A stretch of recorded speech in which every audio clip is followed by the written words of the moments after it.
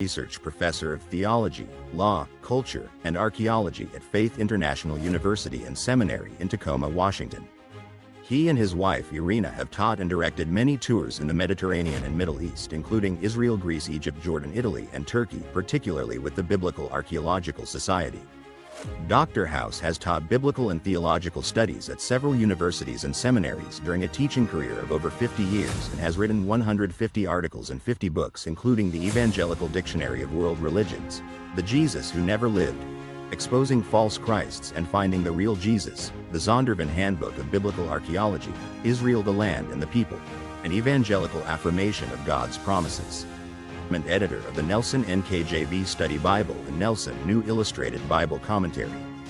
Dr. House is the general editor of the Evangelical Exegetical Commentary Series, 44 volumes, with logos, Faith Life. It is the knowledge amassed from these experiences, along with the assistance of biblical scholars at a variety of universities and seminaries throughout the world, that provides the information contained in his latest project, the House Visual Study Bible Online. Thank you for joining Archaeology and the Lands of the Bible with Dr. H. Wayne House. And welcome to tonight's visitation of Jerusalem. I'd like to say where it all began, but it actually began in the Garden of Eden, so that was like a long time before that. Wait. And H. Wayne House. Where did H. Wayne House go to? Something happened there. Mm-hmm. It said device not connected. I think he's discombobulated, so we're gonna have to wonder where he's at. Oh, and Tanuki's doing her official online, so she's on YouTube too, right? Yeah. Well, does someone want to start telling some stories while I call Dr. House and find out where he's at? Well, sure. We can talk about the Christmas story in Luke 2. That's good. Why don't you lead the way, Faber, while I step out of here for a moment? I thought I'd ask a few questions, and let's see if MJ knows them, and if she doesn't, others can come up. So, MJ, from the account in Luke, do we know that the innkeeper was mean and just kept them out, or what was the innkeeper's motivation for keeping Joseph and Mary out of the inn? It was just full. That was it.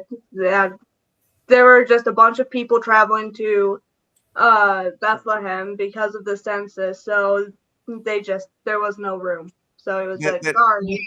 But it's like in all the Christmas plays we see, though, there's always a mean innkeeper that's saying, there's no room in the inn. You can't be here. I mean, anybody want to disagree with MJ? No. Not really. Okay. No. Well, how about, so there, when the angels announced the birth of Jesus, were they singing? They spoke and then they started singing, like hallelujah. Are you sure they were singing though? What does the text tell us in Luke 2? Let me just look that up real quick. Anybody want to take a shot at it? Where the angels? When I see myself. Oh, there he is. The doctor's back in the house. Everything went away. Who sabotaged this? Yeah, Dr. House. I'll turn it back over to him. It couldn't have been me, so it must be somebody else. God. So, yeah. Well, anyway, thank you very much. And Faber, you were helping out there. Let me go ahead and start out and say tonight we're going to talk about the issue of the nativity, not Jerusalem. It's a place called Bethlehem. And so that's what we have on the slides, I hope. But before we begin that, I have a quiz for some of you. Ready? This is all about Christmas. Okay, how well do you know the Christmas story? We already covered one of those, Dr. House, just to let Which one? The one about was the innkeeper really a mean person? Okay, you've covered that when you decided he was. Okay. Now, did 3 kings arrive from the east to worship the child at his birth? No. They were 3 wise men. Well, we don't know how many. How many, MJ?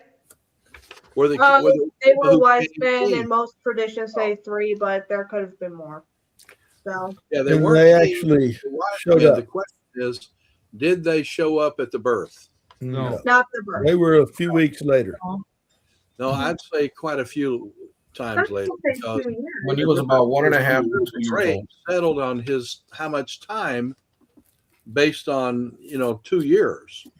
So he was probably there at least several months. And if you read Matthew and read Luke, they're talking about different issues. I even talked to a well-known Jesus scholar called the Jesus Seminar Scholar about this. He was telling me the Bible clearly contradicts itself because Look at it. He said in Luke you have the birth of Christ, and in Matthew you have his birth. Let's see. He said his birth is in Luke, and also in Matthew you have his birth. And so that's a contradiction. And so he was convinced that Matthew and Luke are in contradiction. I had to say not his place. He was actually in a house then. He was born in a house versus an inn. Yes. Well, I have a quick question about this. If Herod, what's that? I'm okay. I'm just the person speaking off to the side. I'm the Wizard of Oz. Anyway, so my question is, if Herod said, he decreed that the male children in Bethlehem were to be killed between the ages of infancy and 2, would that have to do, obviously, with how old an estimation? Yes. Was? So you think the maximum he'd be 2 years old? Yeah. Well, see, you have Jesus. Remember, after the birth, he was actually taken to the temple and circumcised and went through the thing. And that was required in the law. And then you have, where were they afterwards? Was he Joseph? That was his home. There were lots of people, historically, and he would have had a lot of contacts of people. I can't imagine he would actually set up shop in a room underneath the house and not actually do his own. So you have Luke clearly only dealing with the birth of Christ, and you have Matthew not dealing with the birth of Christ at all. That's why when I set up my creches, on Christmas time, I always put the 3 wise men, not kings now, the 3 wise men's quite a ways away, because it's going to take them a while to get there. And I kind of keep it historically accurate. But MJ pointed out, Dr. House, that it's not really, we don't know that it was 3. We just know there was 3 gifts named. And she said there could have been many, many wise men. That's right. Yeah, you could have, but I don't have any more wise men to purchase right now. So for me, I only have 3 because of necessity. You're maxed out. And all my pictures have it. So what? That's right. It could have been a caravan of. Oh yeah. Of the. Yeah, just because there were 3 gifts doesn't mean there were only 3 wise men, or if you want to call them wise men even. But since they were the people looking at the stars, probably they were viewed as being there's a wise woman. And so, honey. Well, if it was Chicago, they'd be 3 wise guys. That's right. Okay, let me go on. You guys are exceeding me here. Did Mary ride on a donkey from Nazareth to Bethlehem? Yes. Where in the Bible does that say that? No, I don't think so. I believe it's also in. You would look for an eternity. It's not in there. No, it's not. No. But think about this. See, Mary was already pregnant. She was just a few days from having birth. And can you imagine Joseph, even though he's required to go down to Bethlehem under Roman law, you think he would say, listen, you walk alongside me, I'll take the donkey. I think she would have gone into labor very quickly. Very quickly. Sure. So she was probably on a donkey, because you wouldn't have her to walk all that distance. So I think that's probably true, but there's no evidence exactly. Did the angel sing at his birth? Well, it says that they were praising him, so I've always taken that to mean like they were possibly. It says there was a multitude that appeared. That multitude appeared after the angel gave the message to the shepherds, and they were the ones singing. They were the ones singing? Apparently. Luke that heavenly hosts were praising, glory to God in the highest. We've always connected that to having a choir or something, but I'm not sure it actually says that. May or may not be. And the last thing at all, and everybody's got this figured out. did the birth of Christ occur on December 25th? No. Nobody knows. Some No. people actually think it happened more towards spring. I need to hear from my scholar in the north there. I don't know what She just threw it out there. No. MJ just said it was probably in the spring.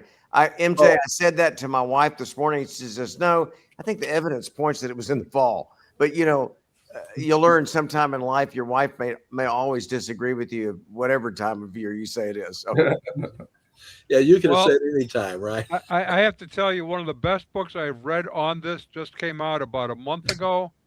Yes, Called I Full of agree. Grace and Truth by that R.L. is a great Solberg. book. By whom? Full of Grace and Truth is by R.L. Solberg, I Solberg. don't know that name. Does an excellent job. Well, that's good. Anyway, those are fun to go through. And what we're Yeah, gonna do now is- no more fun, right? no Yeah. more fun. We're going off to Bethlehem. Now, Amen. did anybody tell you what Bethlehem means? House of House bread. of Bread. House of bread, right on. Bethlehem. Bread. Okay, you have the hem and you have bait, house of bread. Yeah, okay, good. The you house know, of carbohydrates. Yes. there's no donuts involved. Darn it. Carbohydrate house. Yeah. All righty. Okay. The one who controls the okay, there he is. He's in charge. Hey, there you go. All right. In case you wonder, I'm always on the right there. I'm no matter what it is, I'm on the right. So there. That's right, because you're like me. You're so conservative you can't even for the left when you're driving. Actually, that's one of your motives. You know, Don has a wonderful program. What do you call that program, Don? The Unknown Webcast. See, you don't even know what it is. Unknown That's Webcast. right. There are many times. I'm just trying to think what exact name was. Unknown Webcast. It is one of the funniest things usually I've ever seen. They have great people who visit, except for me occasionally. And Well, then- and it's serious topics, but with just a touch of humor. Yes. Satire. Yes. more serious than what I just did. Not really. And I love the credits at the end. You'll have to see that sometime and watch it. Anyway, this is in fact on Bethlehem, the house of bread. Anybody know a book in the Old Testament that seems to focus on Bethlehem? Besides Micah? No, there's one that focuses very much on Bethlehem. Besides Luke? Old Testament, maybe, huh? It's in the Old The Testament. Old Testament. A small book. Ruth. Oh, Ruth, great, Ruth. Oh, here she is. She's right here. I have a sermon on Ruth. I preached it actually. I went out to speak at an archaeological museum in California. They asked me to come. Then I was asked to stay around and preach at a church there on Sunday, and I preached what are things. The unknown God who is in control was the name of my topic. Oh, And that's what Ruth is all about. The unknown God behind the scenes, yeah. pulling all things together that seemed bad and difficult. And from that came Messiah himself. Mm-hmm. It's a great, great book to read. You should read Ruth every so often. Nice. Amen. It's about Bethlehem. Now, this is the Church of the Nativity. I've just put that there because I'm going to come back to that. Let's move on to the first slide and sort of talk about it.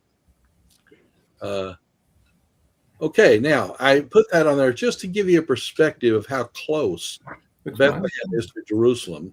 Mm-hmm. Remember, Jerusalem is still in the area of Judah, and Bethlehem is a city that you have as a house that it's where David did his work. I mean, he came out of Bethlehem as a shepherd, Right. in the days of Saul and the giant and so forth. You know the story. By the way, if you ever go with me to Israel, remember you can always take a rock home. Oh, I'll point out the right ones to pick. there you go. But anyway, you'll see it's the very top almost of the Dead Sea there, and the little piece of water at the top, not quite at the top, that's actually the Sea of Galilee. They call Lake Kinneret is how they would say it. I always think Bible translators, before they translate, should go to the land of Israel and see what it's talking about, Yeah. because they so often get things wrong. And and because they're either copying somebody else who didn't go, or they are too lazy to go, or something. But you need to go there to see and understand the places, the dimensions, the geography, the hills. Well, to understand the land, and come back and translate and get it right. So one of the worst translations in the world is John 15, which they get it totally wrong. And every lexicon in this and that's ever been put out shames them with the translation of words there. Yeah. Anyway, so that's what we're talking about. Bethlehem, just a little bit south. It's 5 to 6 miles. I can't remember exactly how much, but it's around that. Let's go to the next. Now, this is just giving you a view of the outskirts of modern Bethlehem. You can see that there's a lot of buildup now, a lot of land around. Somebody recently told me that Shepherd's Field was real small. I don't think that's really true. There's a lot of land around there on which sheep are brought outside the city of Bethlehem, and there is a place close to the YMCA, area and some of the others that are built right on the edge, and that may be what they're thinking about. But there's a lot of land grazing of sheep there. Anyway, that's in the distance. Let's move on to the next. A quick question for you guys. Yes. So I've heard, I don't know if this is true, but I heard someone saying, I can't remember where, that the shepherds where the angels came to appear to, that they were shepherding the flock that were for the temple sacrifices. I don't know if that's true. Well, that is a perspective people have, but I doubt if every shepherd in every place was doing that. Right. You wouldn't have anything for anybody else. So just because it was close proximity to Jerusalem, but I think the contention that James was talking about, Dr. House, is the one we heard the guy giving this morning, that it was just the particular shepherds that were Levites that were there in Bethlehem that were preparing them. I think that's what he's talking about. It might have been not shepherds all over the country. Right. No, just in that particular. I don't think you could demonstrate that. I don't think so. I don't know. It makes a good story, though. You got it. Right. It'll sell a book. It caught my ear. People make up things a lot of times. That's true. That's what I figured. I don't think you could demonstrate that the ones that were there, for example, in the middle where they had their voice, that they related to that. Now, I've known that people have taken that and tied things together almost like allegory. Right. Try to pull the thing together, but I don't want to do that. I don't think that you can demonstrate that. Actually, I remember hearing what he was saying. I just kept my mouth shut. But I don't think that's probably definitive. I found that a little bit kind of. Anyway, let's move on. Continue. This is the road to Jaffa. Can anybody think about Jaffa? Where's Jaffa? Jaffa. Jaffa's Jaffa. That's where that's where Jonah was when he took off, right? Where what? Jonah was from Jaffa. Yeah. Why? I thought it was Joppa. F and a P are the same linguistically, actually. Okay. Yeah, they will actually. Joppa is how we usually get it in the text. It is in fact Jaffa, and as the people in Jerusalem use it, you'll have the Jaffa Gate, not the Joppa Gate. Yeah.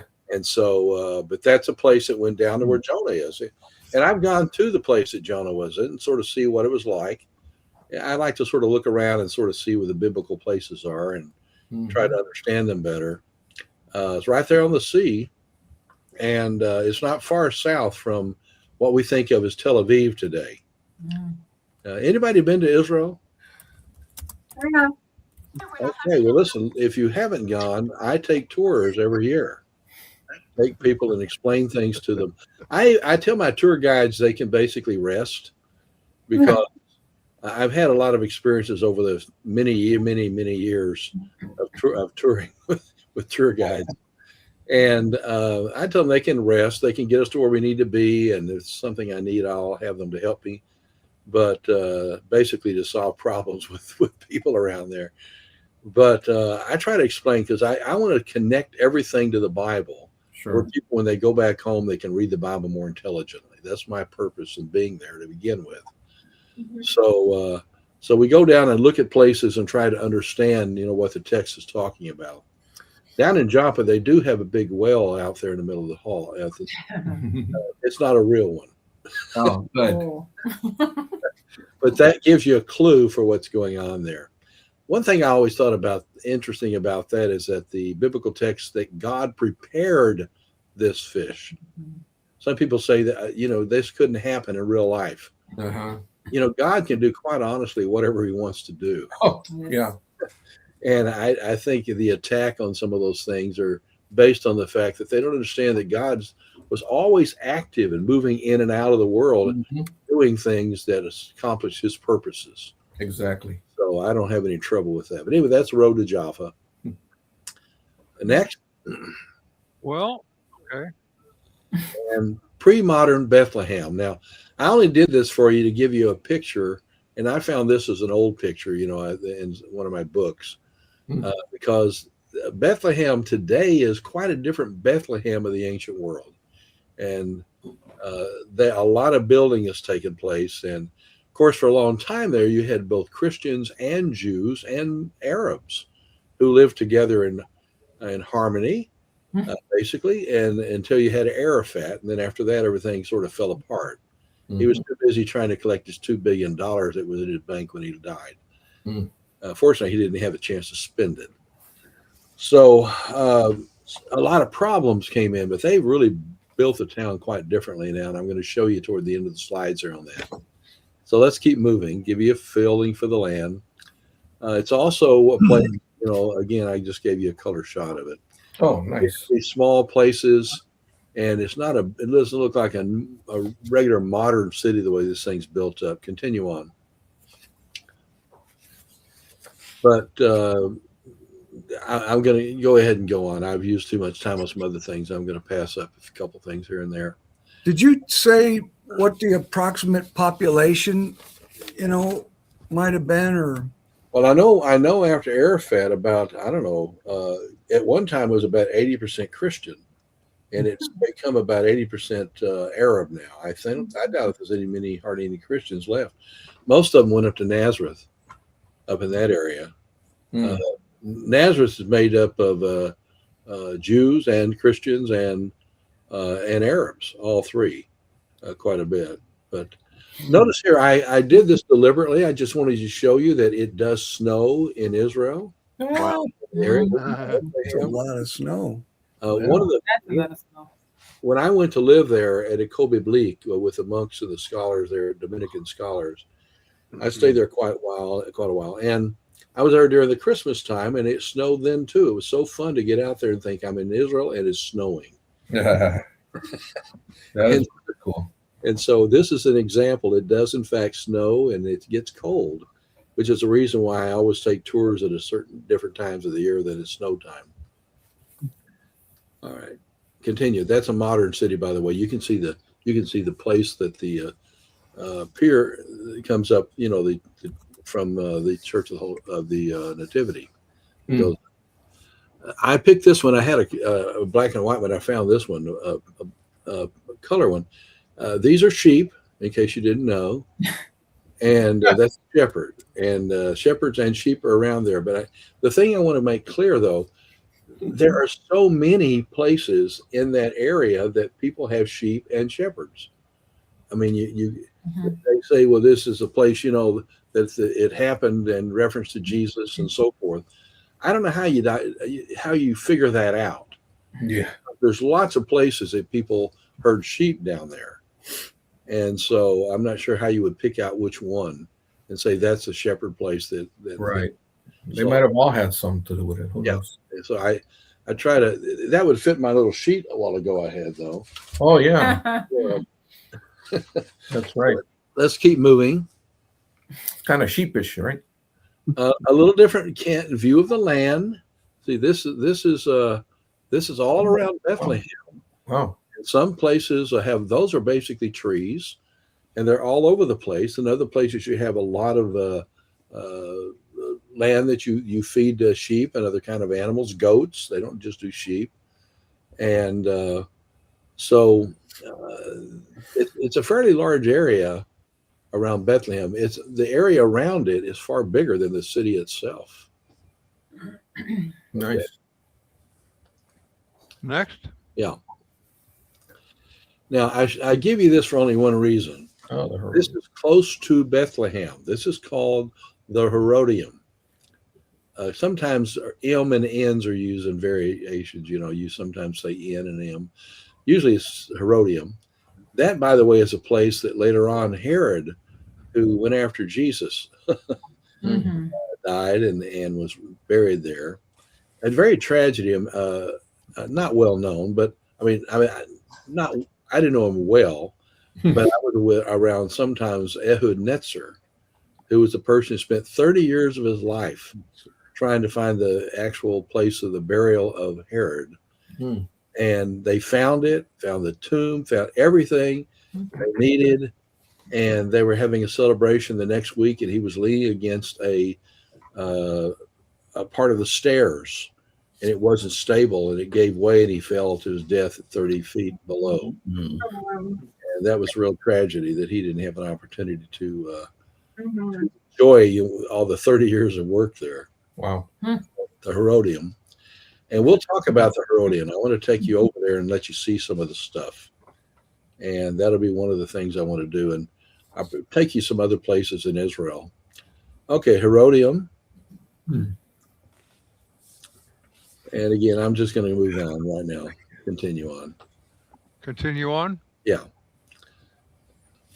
Based on time, I'm trying. Now that's what I want.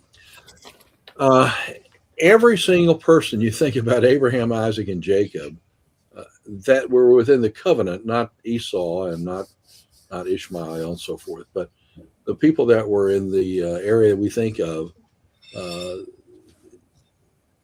they're buried in Hebron, which is lower than Bethlehem. And I've been to Hebron only once. But they have it's an interesting thing. They have a gigantic building that was built, but half of it is Muslim and half of it is Jew. And sort of an interesting kind of setup, although the Israeli military are the ones who are all over the place. Wow. To ensure that things go well. I wouldn't trust the others. Yeah. On the other side. But this is actually the tomb as you come into Bethlehem. This is the place that Rachel was buried. Remember, she actually died Jacob's wife died on the way down, and they buried her here, but the rest of them went down to the end. Wow. So that gives you a view. Now, there's another picture I'm going to show you of that, and it shows a bunch of taxis out there. Waiting for a ride, huh? If you need a ride, that's what you need. Anybody ever read has ridden a camel? No. Can't say that I have. No. I have. Yeah. Well, you have? How many hands we got there? 1, 2, maybe 3. Where did you ride a camel? I rode at Jericho.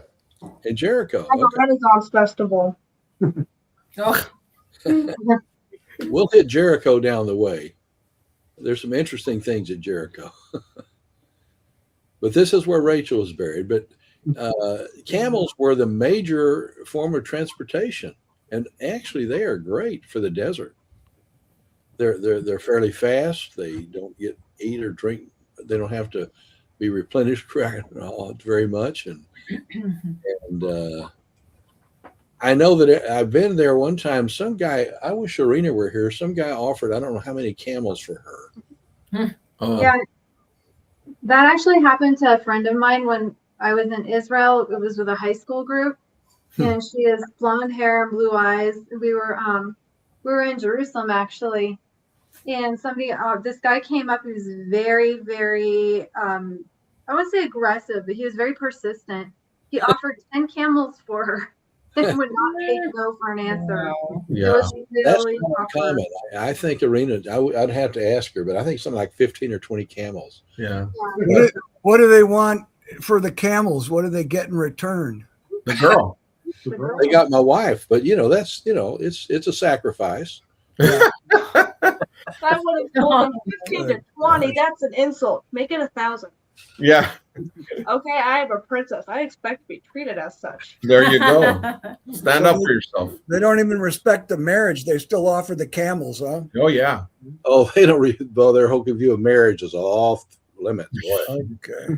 That happens quite often, apparently. I've heard of several stories like that. Really? I can't.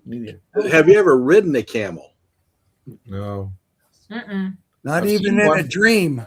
I loved it.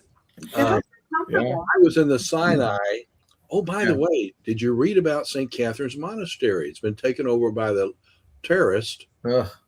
We heard And that. they kicked them out of the monastery and wouldn't let them take the scrolls or anything with them. That just happened the other day. We talk about it every time, but I just thought you might want to read on that. I've been there many times. Had a friend, actually, one of the priests there, from California. But anyway, if you were at St. Catherine's Monastery at about midnight, they set up camels for you on certain days, and you can get on there and they'll ride you up around the area of the mountains all the way up to a place where you just climb the rest of the way to a place of worship, a sanctuary at the top, and you can be there and you can watch the sunrise in the morning over the Sinai Peninsula. It was a phenomenal experience. I will never forget it. I had on classical music on my ears at night, slowly, and I found. By the way, I learned how to ride a camel. You don't like a horse. It would not work. You don't say giddy up? I've never tried it. They just knew what to do. They're smarter than a lot of people. Yeah. I bet. Pretty much. So we went up the mountains to a certain place, and it took us about 3 hours or more, I guess, to get up there, or more, maybe more than that. But it was really a good experience. And I showed you that camel last week. Remember what happened? Oh, wait. The one that was kneeling down? No, the one with his face up like this. Oh. Drinking his Pepsi Cola. Yeah, the Pepsi can. Yeah. I've often wondered if I'd sent that to Pepsi Cola, if they would not used it. I don't know. Oh, that's terrible. Oh, wow. Anyway, that's sort of, we're going to go to the Nativity and place in the Church of the Nativity in just a moment. I just want to show you the wall. If you haven't been there, you wouldn't appreciate. This is a wall that goes around Bethlehem. Oh, By the Jews, they monitor this place. They do not want problems anymore. And It's a big, beautiful wall. We could use about, I don't know, about the biggest, most beautiful wall. I can't there you go. we could use several hundred of these at the southern border of America. There it is. Let's continue on. It is shockingly high also. Is it? Way higher than it looks like in this picture. Yeah, and it's purposeful. I mean, I think that's a guy hanging on the side of it to show you how. Oh, that went all the way over that's there? Right, yeah.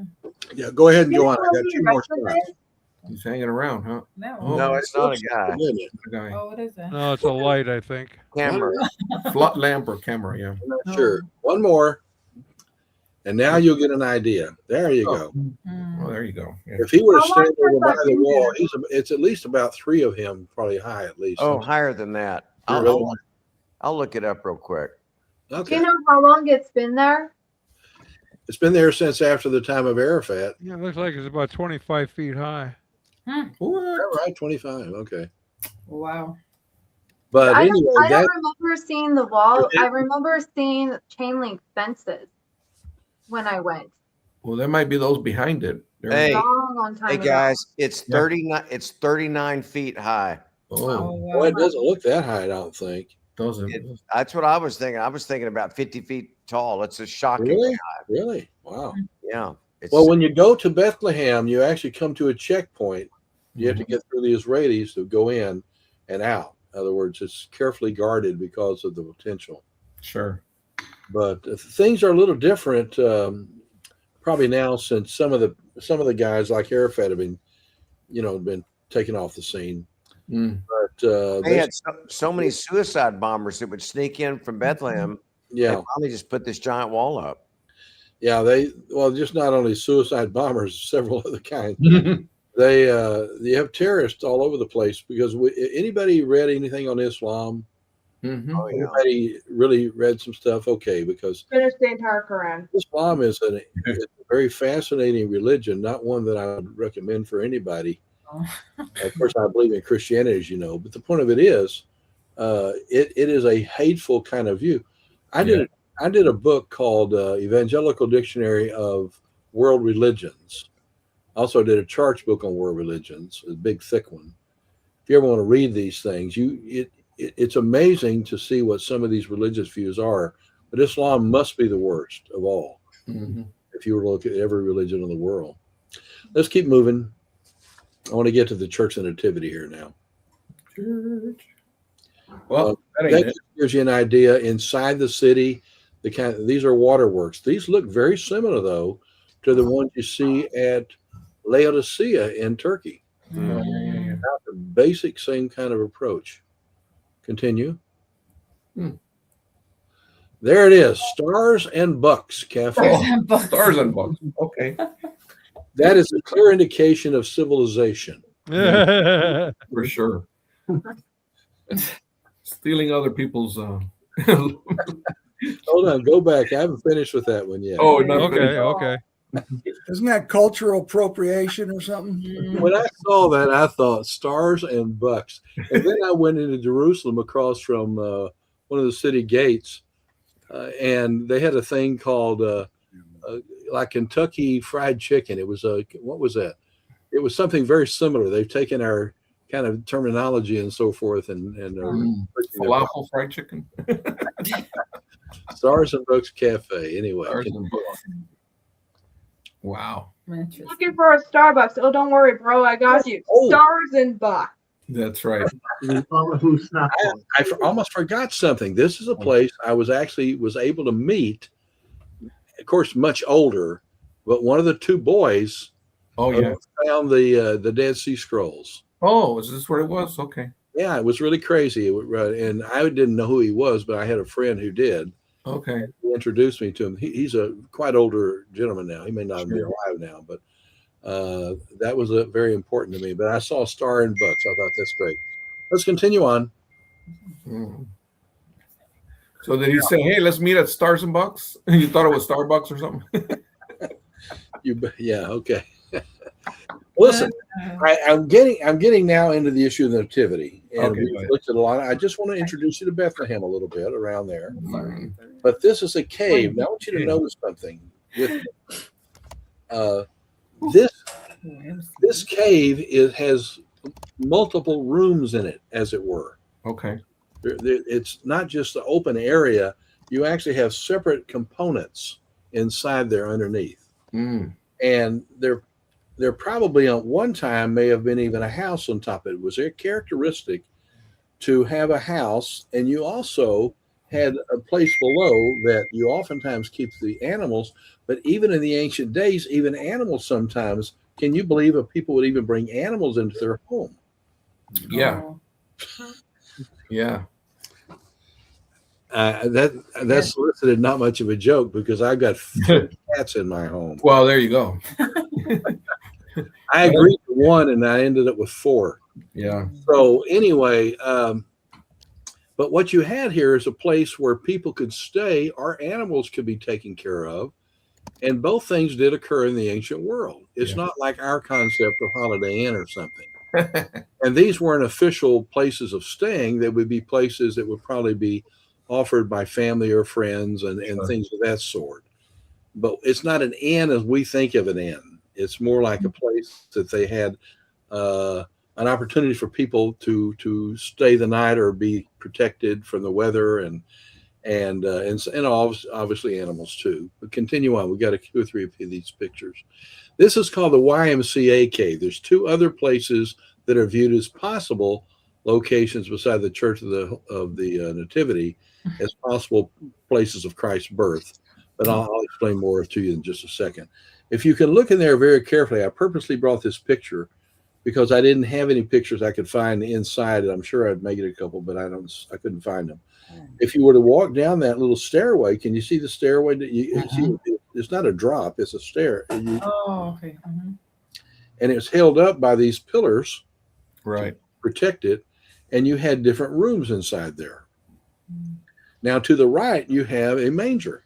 That is a manger.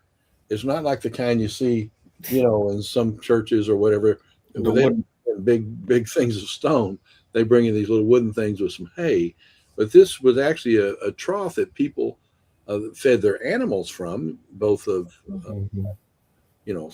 whatever kind of food they ate and of course, water. But it also could have been used, and it probably was used for Christ as a place of sleeping and so forth. Now, let's continue on, and I've got a different view. This is where we get together, and we also sing songs of Christmas time when we take tours there. But it's never at the time of the season. Now, this is just another view. This is one broken, but it just show you a little bit bigger. It's sort of rough. But if you go to the north of Israel, a lot of the places like Bet Shean or someplace like that, or Megiddo, they would have places that you'd have also stone. Everything mainly was stone. There wasn't really a lot of wood like we think about. That's why scholars have basically backed away in some respects and say that Joseph was really not a carpenter that would have got him much money. Maybe he'd have done maybe a door that way or a table. But he probably was a construction worker of some sort. And he was stonemason. They worked in stone more than anything else. But you find that in some of these places that I mentioned earlier where they fed horses and other things. Continue on. That's the manger as we think of it. Now, I want to tell you a story right here. Anybody ever heard of Hadrian? Oh, yeah. Yeah. Hadrian was a Roman emperor. And in AD 70, you had Vespasian and then his son Titus. Vespasian went back to be emperor, and Titus stayed behind for the 70 AD destruction of Jerusalem. Right. But, and of course, they came around 68. They brought 3 legions of Roman soldiers. That was about 15,000 soldiers into Israel. And of course, they attacked. Eventually, they went to Gamla, the top, and that's quite an interesting area. If you ever go to Israel, to go with, that's where Josephus actually was as a general, and they surrendered. And he told the emperor, he wasn't the emperor at that time, and Titus wasn't, but Vespasian, I should say. He told him that he had a vision, and the vision is that he was going to become the next emperor. And when he did become the next emperor, Josephus became his buddy. He made a nice home for him in Rome to live free of charge at Roman expense. Sure. Josephus spent time there writing. That caused him not to be liked very much by Jews during the centuries, but that sort of changed now. But Josephus was there at the destruction of Jerusalem. Anyway, that was that. Hadrian, he came back and he says, we're going to fix this all together. So he came into Israel and he fought. He brought 10 legions of Roman soldiers, not 3, but 10. It's about, 50,000 Roman soldiers came in. Yikes. And he took over Jerusalem, took the temple and made it a temple to Zeus. And he called the city Alia Capitolina and dropped to Jerusalem. And he said, any Jew within sight of Jerusalem will be put to death. They show up to look.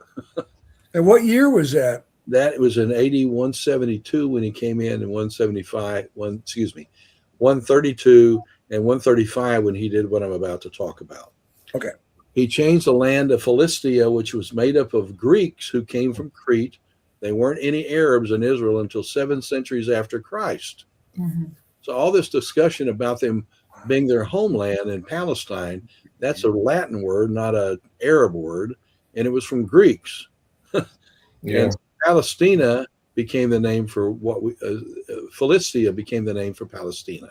That's what it became eventually, Palestine.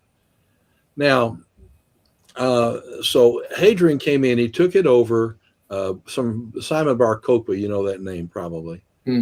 But that's the things that happened. But let me tell you what, when he came in, he did what was common in the ancient world. This is not just Roman. This is in the ancient world, all over.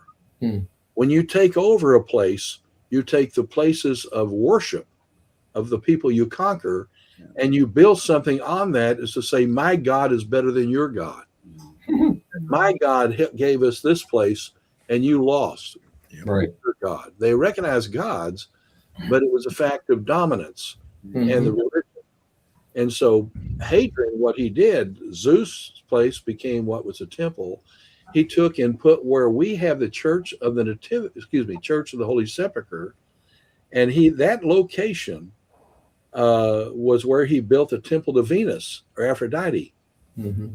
And then he went to Bethlehem, of all places. I mean, it's a little bitty place on the side of the road, so to speak. And he goes all the way to Bethlehem to build another sanctuary for Adonis. Mm-hmm. And he put it at the place the Church of the Nativity sits. Now, why would he have done that? Based on the practice of domineering over religions. Right. Why would he go into where we have the Church of the Holy Sepulchre now and build a temple?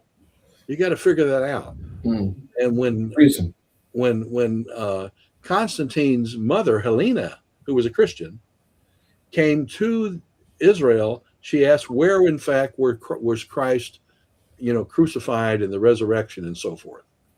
And they pointed that place out to her. They have a long memory. And then she said, where was he born? And they led her to Bethlehem, to the site of where the Church of the Nativity sits today. There's got to be reasoning for all these things. And we know that there's a long history of ideas, and as people carry on in the ancient world more than we do. And so I think there's likelihood that based on what happened at that time, we may have actually had what you call X marks the spot. Now let me go to the next slide. What would it have been in Greek? What in Greek? X marks the spot. Let me think on that while we turn to the next slide. There you go. Well, I'm glad you're here, Don. Keep turning those slides. Okay, I could do that. My wife's daughter, who's a teacher in the 7th, 8th, and 9th grade, I found out in Oregon and Washington.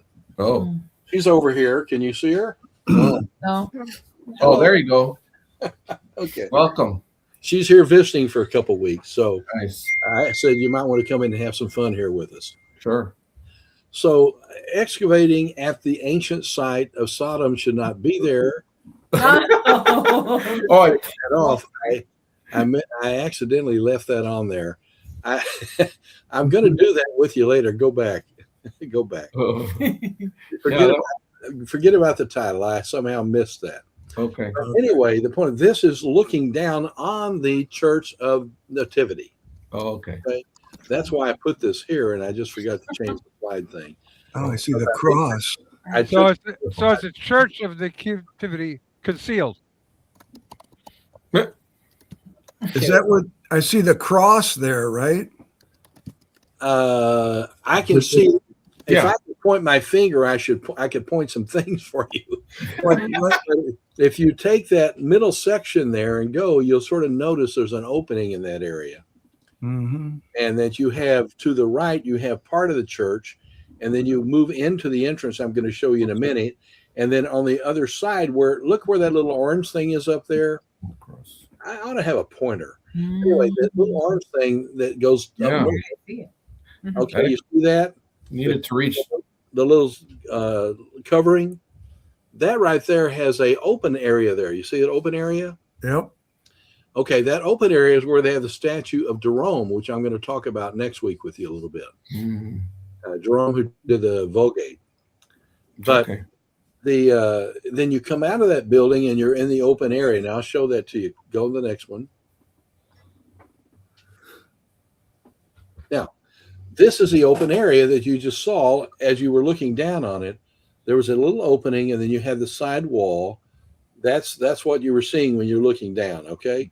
Now, there's an entrance here, but you're going to find out in just a moment what kind of entrance it is, and that's where you go into the church itself. And that's where you move back and stand in line to go down into the place that it's viewed that Christ was born there. So let's keep going to the next one. That's an open square area. You see people standing around. They're standing in front of the little entrance there. You can't see much. You have police there. You have others there and hanging around and talking. There's a bench on the right. I've sat in that bench more than one time. So let's keep moving. So that's the Church of the Holy occur? No, this is the Church of the Nativity. Nativity. Okay. That's where the birth occurred. Holy Sepulchre is where the death Yeah. and the resurrection is. Okay. Okay. Well, at least there's viewpoints on that. Continue. Mm-hmm. That just shows people out there wandering around. That's sort of the open area. Certain times of the year, that place is packed, and I would never take a tour group there then. Yeah. Although you do have choirs that come there and sing sometimes, Sure. which are nice. I've listened to those before. Continue on. That's looking at the other angle. See what I've done? One was looking toward the church. This is, if you turned around, this is what you would see. And that's basically the modern city of Bethlehem. Okay. Now, we're moving to the little place that you have an entrance. And let me tell you about that entrance. It's important because it's very, it's just a very short, you have to bend over to get through there. Oh. Why do you think they would have an entrance into a church where you have to bend over to get in? So a horse couldn't come in there. Yeah. Well, no, that's a very practical reason. That's a very practical reason that a horse couldn't come in. That may have been a purpose in the design, but it became something even more than that. To keep you humble. Yeah, the issue of humility. You have to bend over as you come into the church. But I think Faber's right on that. It probably started out as a very practical way to deal with that problem. But it also became a place of humbleness. You had to bend over and come into the church and worship. Makes sense. I thought maybe they would go in kneeling down. I don't know. Would it be the same? Yeah, that's right. Yeah. So it's if you'll notice there, you have the seats on either side, and that's where you sort of bend over and get in. I have a picture of a former woman that was a friend of mine several years back. She and her husband were there for the tour, and she bent over to go through this, and you'll see her. Oh, I thought you were going to say she got stuck. No, she didn't. Okay. Continue. There she is, and you have to get over to get in there. I guarantee you. You sure do. You got the place your feet would go is up, and then your head. You sort of squeeze through there a little bit. Mm. And when you go in, this is what you see. Mm-hmm. And there are a lot of things on the wall. If you'll look above those columns, back, not quite 2,000 years ago, a lot of things, in the early 2nd century, after, well, I shouldn't say that. Probably it would be the 3rd century, I should say. Let me sort of think this thing through a moment. No, actually, Hadrian was there in about 135 doing his thing in building a place to Adonis here. But in the early 4th century, when you have Helen come in, she actually had a church built here. So we're talking about a little over 100 years later. Okay. Now, go back to the other picture that you just moved from.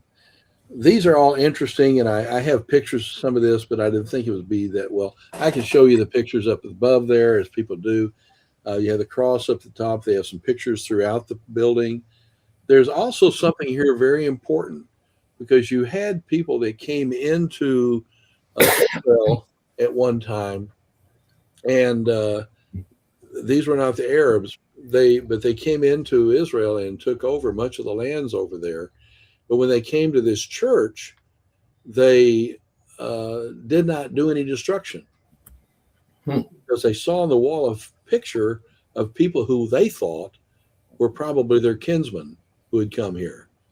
In the picture, it looked like them as people and how they dressed and so forth. So they actually didn't do any damage to the church here, which is really important. It's a lot to rebuild. Yeah. But that unfortunately, I don't have a picture of it right now. They were pictures of the Magi, right? Well, I think that's what they were thinking. Yes. If I remember correctly, yes. So they were probably Persians, I think? Yeah, they looked like Persians. Yeah. Okay, continue on. I need to move you through. I watch my time here with you. Now, here's what I want to explain to you. This reason I took the time to do this. I don't know if the Church of the Nativity is exactly the place that Christ was born. I tend to feel it makes sense based on historical matters. Mm-hmm. So what you see here is very similar to what you saw at the YMCA. Right. The kind of cave structure. Mm-hmm. And this is a place I have to figure out, why would Hadrian pick this place to build a sanctuary? Mm-hmm. He did the same thing he did with the temple and the Church of the Holy Sepulchre place at that time, with Aphrodite, or with Venus in Latin. So I look at this and I'm saying there's so much similarity. This easily could have been one of those places again that had some animals, some other humans living, staying at least. There are rooms there they're not really real nice like we think about going to a hotel, but this is where people would stay. And so continue moving. You can see the cave structure above. Now move to next one. Okay, now a little bit better view. They do worship here, by the way. If you go there, it's very common for people to be out there in a priest or a pastor or someone doing something in that area. But we're not yet to the place that's viewed that Christ was born yet. So we're going to take another picture. And this is the place you got to walk down.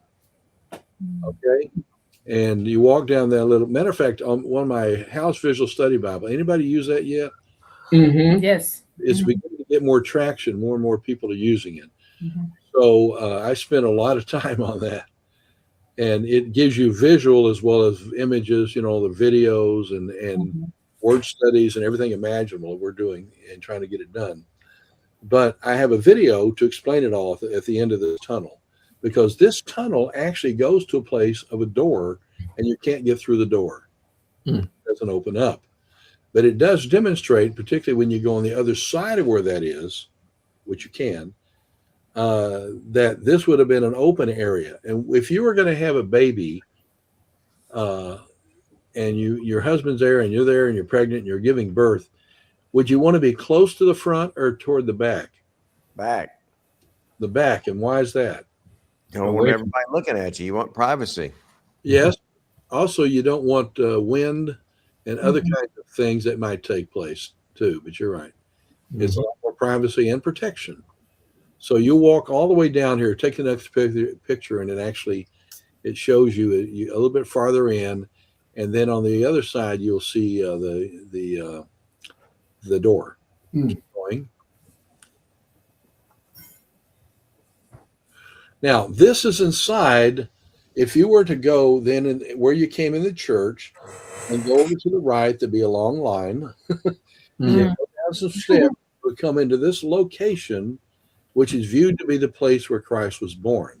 That door, if you would go through there, and I've actually gone through there, you can do it, but that door is on the other side of where that other hall left. The tunnel, and you'd have to go through. Yes, go ahead. Okay. So now go back. Oh, I was talking about. Go back. If you look there, you can see there's a cave structure there. They just put that thing on the wall, but it's clearly a cave, and that door, if he wasn't there, would be just an opening. Yeah. So this is inside the place that is viewed that Christ was born. Okay. So they modified it a little bit. Yeah. That just shows you the top. It's really sort of a dirty area, but it's the place that is likely to view. Is that Wi-Fi or what? Yeah, I think sure that is. This right here is one of the two places. A lot of people, when you come, if you look where those curtains are on the right, people come down the steps. Of course, it's really crowded. But when you come down the steps, a few people are allowed in, and they go around and look. Then you go back up the other steps into the auditorium. But people come to here, they kneel, a lot of them, kiss this area right here. Right in the middle. And that's very common also in the Church of Holy Sepulchre, where people kiss the place that they believe Christ. Yeah. So it's a common practice on the part of some. But they'll come here and do this. There's also another place to the right behind there that some people believe Christ may have been, placed in a manger. But anyway, this is what people see when they go to these sites. Continue. Now, the Herodium, I've already showed you that. I'm not going to do any more there. Do we have, I forget if this is the last one or not. No. Oh, yeah, here we are. I remember this. I put it in here. There you have the three wise men. Are the wise guys known? Most of your pictures and most of your things you put out for Christmas will be. So I'm not going to fight against that. But you do have an angel there, and the three wise men with gifts are three. And then they are. What do you think about the idea of these guys looking at stars trying to figure out things? That sound very, very biblical. No. Very, very Eastern. Oh, It's a mystical thing. Yeah. I think doesn't the Bible though, Dr. House, talk about how he put the planets in the heavens for us to read certain things, or I can't remember the exact. That's why astrologers do it. But there's a history in the East where Abraham came from, obviously about stars portending or giving the information for things. Yes. And so they had to travel a long ways to get to Israel from the area of Ur and that area, below Babylonia. Yeah, they believe that a lot of like the stars they were seeing, a lot of them were planets. I had a picture of a star, and I thought about bringing it, and but I chose not to do that. It's just what they would be looking at. Because I think the planet Jupiter is considered the planet or the star of the kings. That's what they may have seen, or who knows? There's a lot of speculation. Yeah. Yeah, I had another one with a spaceship downloading angels, but I decided not to bring that one on either. That would have been cool. Keep moving. Next. And here we have a wonderful picture. I love this guy's art. Love this guy's. Keep going. I love this guy's. His name is Tussaud. Have you seen Tussaud's work? He does a lot of things that are religious. That's pretty cool. They're well done. By the way, the three travelers who follow the star, it's very unlikely that they would not have some kind of group of people that would come with them. Sure. Because they would probably be wealthy, and they would need food supplies and protection, and they had a whole concert of individuals. Yeah, had to be a caravan of sorts. Yeah. So this is what Tussaud at least came forth with, and he has a great one on the resurrection I love, and I'll probably show it to you later. Nice. And next we go to the last slide. There they are. There's the ones that we took pictures of.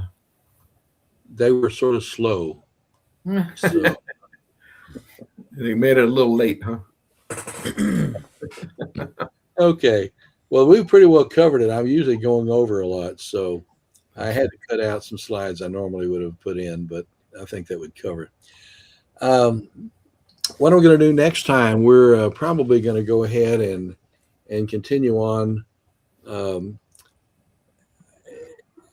Let's see, that was still Christmas will just be finished. I wonder if I I try to keep the theme here a little bit. Sure.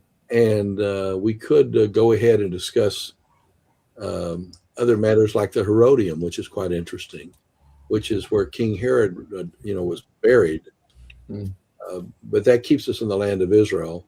I do want to go back to Jordan because there's some fascinating things in Jordan. I had the privilege of teaching at the Jordan Evangelical Theological Seminary in Amman several times, and explored a lot of Jordan, more so than I normally do. Plus, I did digs several times at a place called Tal Hammam, which is probably the place of ancient Sodom. And so I surely want to cover that stuff up in some other areas before we move on to, there's so much into Israel to look at that we're going to go one after the other. And I thought I'd just keep those all together and sort of give you Jordan and then go into Israel and start talking about all sorts of places, one session at a time. So do you have any preference? I could deal with Herodium, or I could cover that when we come back. It's close to Bethlehem's the reason I mention it. Or I can come back and do that as one of the sites, probably with Israel, and maybe take you back into Jordan, talk about Sodom and those places, and then come back to Israel again. Are you happy with that approach, or you want to do something else? Rhodion's fine. Yeah. Yeah, that was a good idea. I have a question. Yes. So when you give the tours over there, are you linking and speaking some scripture sometimes at the sites? Oh, yeah. Okay. I didn't know if that might be appropriate for sneaking in some of this because, learning scripture linked to sites is pretty awesome. I'm thinking, but Well, years ago, when I first started doing tours back in the early 90s, I guess, I'm somewhere in there,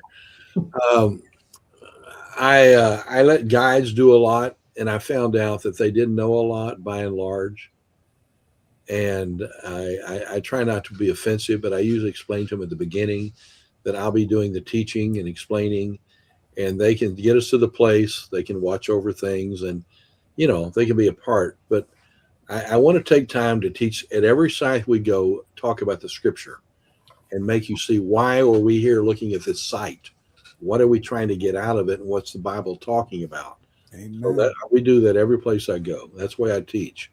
Cool. I don't tell jokes as much as I do here, but I do try to keep things going. Anyway, you think about it. We can, if I don't hear differently, I think maybe what we'll do is go back to Jordan. Is that okay? I want to talk to you about Sodom. I want to talk to you about Sodom's nice. Yeah. Yeah, we'll talk about Sodom's that. To learn from. Madaba, we'll go to Madaba, which is a Christian community, although being infiltrated more by Muslims. And then you have Western, which has some cool things like Pella that you'll see in the Bible. And that's where Christians were urged to go to, and ultimately. And then the places of what are called Jerish and the place called Qais today in Arabic, which is a place of what is called Gadara, not Gerasa. Both of those are wrong because pigs didn't travel 20 miles to jump off a mountain. So there's a place called Gergasa, which is the place exactly of the pig situation. So anyway, cool. Blessings for Christmas. I hope you have a great one. Same. I haven't received my Christmas gifts from anyone yet. Put in the mail. It's gotta be late. Coming by camel, I think. All right. Yes, no, I'm just joking. So while we're ending, I'm going to end the stream. All right, here we go. Okay. Okay.